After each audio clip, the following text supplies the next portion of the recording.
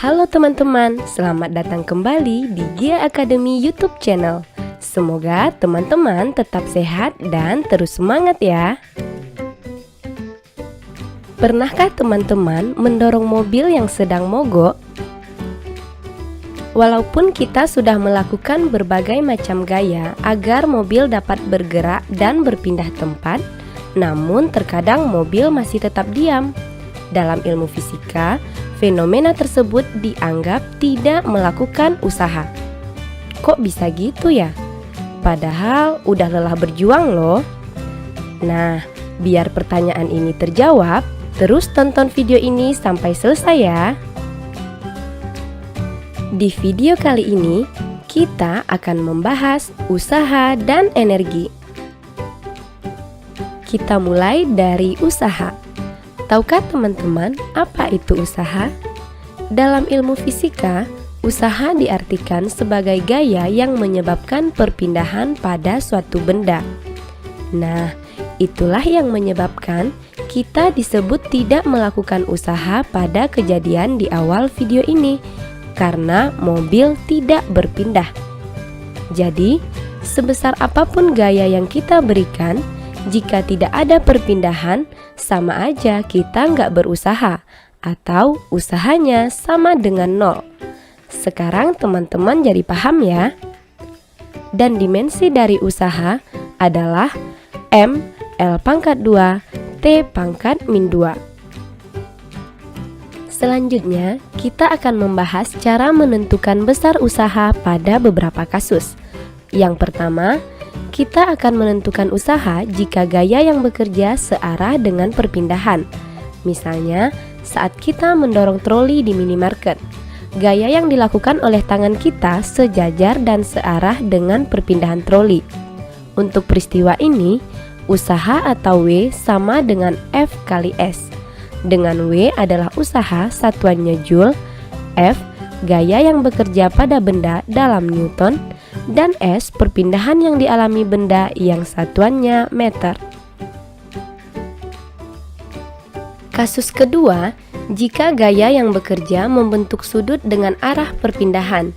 Contohnya, saat kita memindahkan tumpukan buku dengan bak mobil-mobilan yang ada di lantai.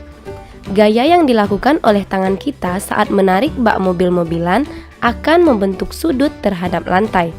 Maka, usaha atau W sama dengan F cos alfa kali S, dengan alfa adalah sudut antara arah gaya dan arah perpindahan. Berikutnya, arah gaya yang bekerja tegak lurus dengan perpindahan. Misalnya, seorang porter mengangkat barang dari lantai dan memindahkannya ke suatu tempat secara horizontal. Maka, gaya yang dilakukan akan tegak lurus dengan arah perpindahan. Pada kasus ini, besar usaha atau W sama dengan F cos alfa kali S. Karena antara gaya dan arah perpindahan membentuk sudut 90 derajat dan cos 90 itu 0, maka W sama dengan 0. Lalu, bagaimana jika arah gaya yang bekerja berlawanan dengan arah perpindahan? Contohnya saat kita menggunakan treadmill.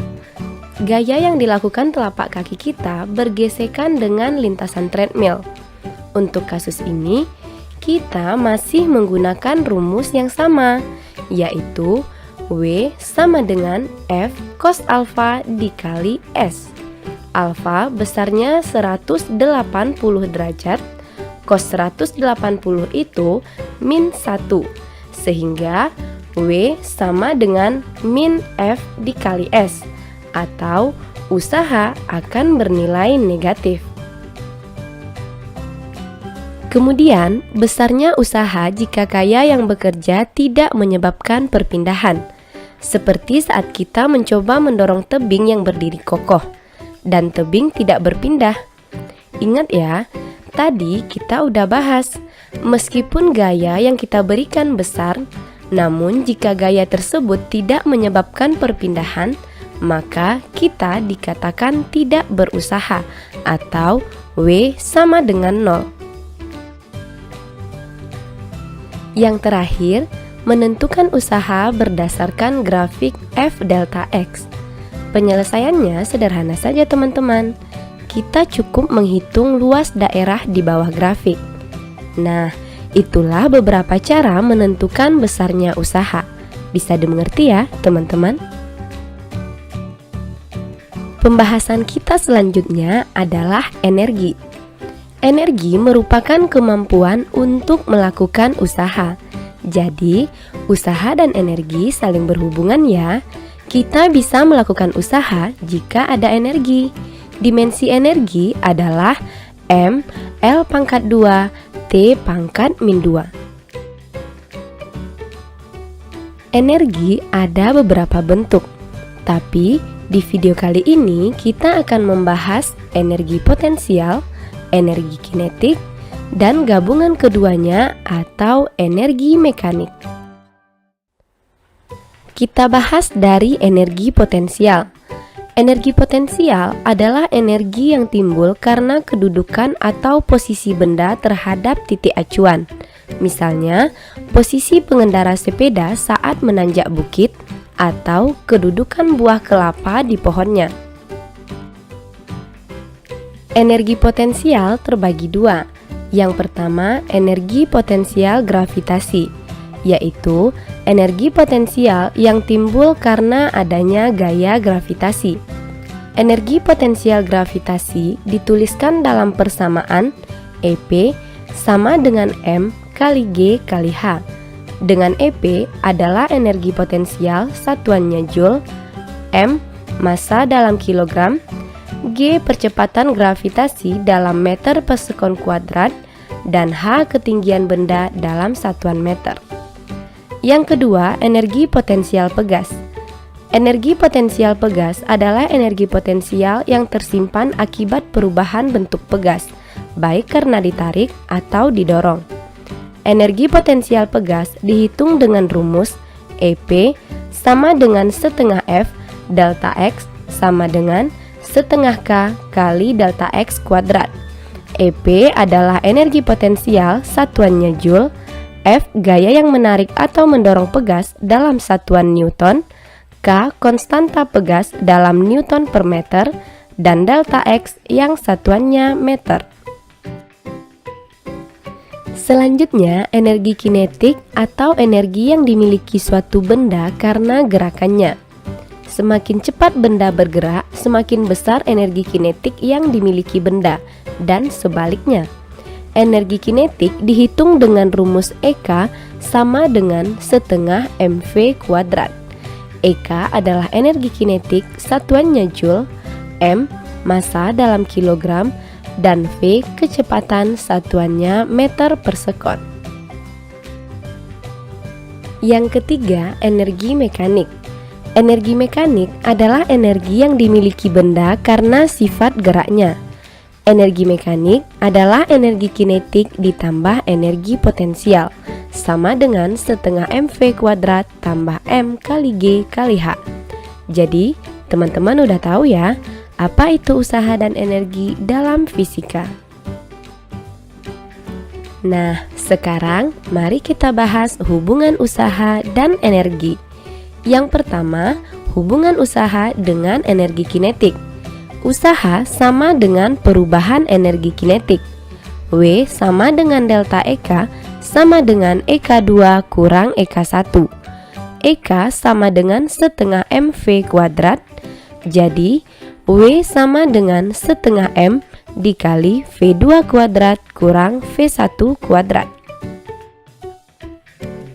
Yang kedua, hubungan usaha dan energi potensial. Usaha sama dengan perubahan energi potensial. WAB sama dengan delta EP sama dengan EPA kurang EPB. WAB sama dengan M kali G kali HA kurang HB. Dengan WAB adalah usaha yang dibutuhkan untuk memindahkan benda dari A ke B. Terakhir, kita bahas tentang hukum kekekalan energi mekanik.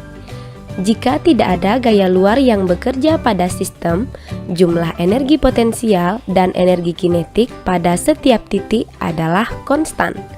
EM1 sama dengan EM2. EM1 sama dengan EK1 tambah EP1 dan EM2 adalah EK2 tambah EP2. Setengah MV1 kuadrat tambah M kali G kali H1 sama dengan setengah MV2 kuadrat tambah M kali G kali H2.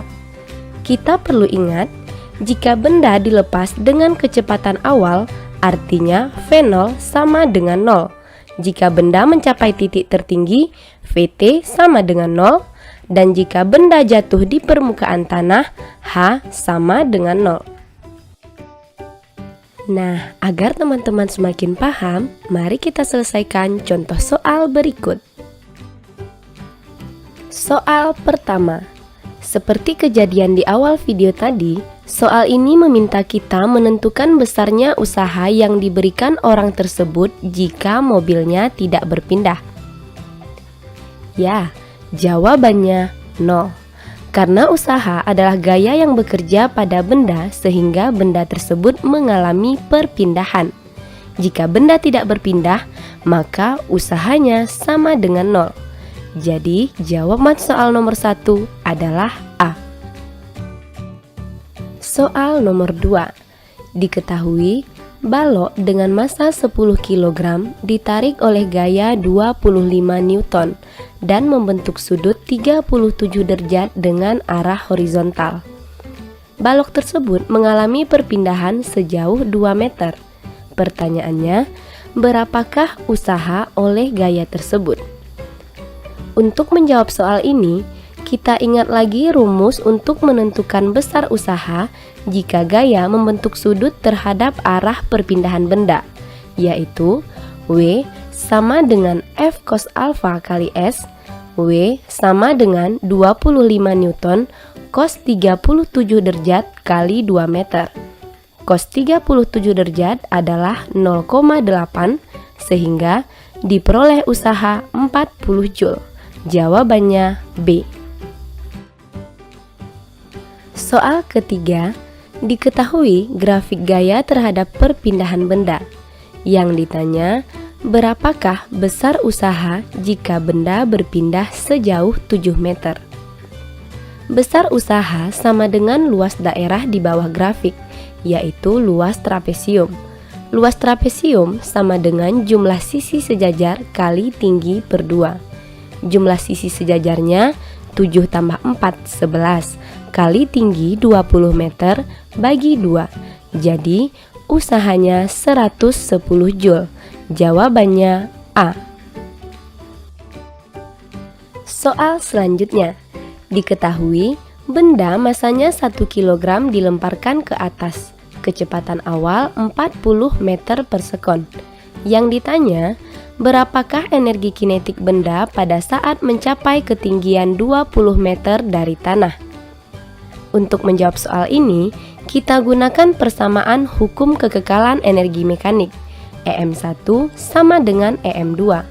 EK1 tambah EP1 sama dengan EK2 tambah EP2. Kita jabarkan persamaannya menjadi setengah MV1 kuadrat tambah M kali G kali H1 sama dengan EK2 tambah M kali G kali H2. Benda dilempar dari bawah, artinya H1 sama dengan 0. Karena H sama dengan 0, maka EP1 juga sama dengan 0. EK2 sama dengan besarnya EK1 kurang EP2. 800 kurang 200 sama dengan 600 Joule. Jadi, jawabannya adalah D. Soal terakhir, kita diminta menentukan pernyataan yang benar. Pernyataan pertama, di permukaan tanah energi kinetik minimum. Kedua, di permukaan tanah energi potensial maksimum. Ketiga, di titik tertinggi energi kinetik maksimum. Keempat, di titik tertinggi energi potensial maksimum. Untuk menjawabnya, kita lihat ilustrasi berikut. Jika benda mencapai titik tertinggi, Vt sama dengan 0, sehingga energi kinetiknya minimum.